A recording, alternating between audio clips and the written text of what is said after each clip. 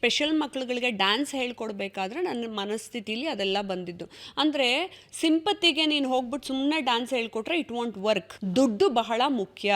ಅವ್ರು ಉಜ್ಜೋ ಹಲ್ಲುಜ್ಜೋ ಬ್ರಷಿಂದ ಹಿಡಿದು ಸೋಪಿಂದ ಹಿಡಿದು ಆ ಮಕ್ಕಳಿಗೆ ನೀನು ಹೇಗೆ ದುಡ್ಡು ಕೊಡ್ತೀಯೋ ಅದು ಕೂಡ ಮುಖ್ಯ ಆಗುತ್ತೆ ಎಜುಕೇಷನ್ಗೆ. ಸೊ ನೀನು ದುಡಿಲೇಬೇಕು ಅನ್ನೋದು ನನ್ನ ಮೈಂಡ್ ವಾಯ್ಸು ನನಗೆ ಯಾವಾಗಲೂ ಹೇಳೋದು.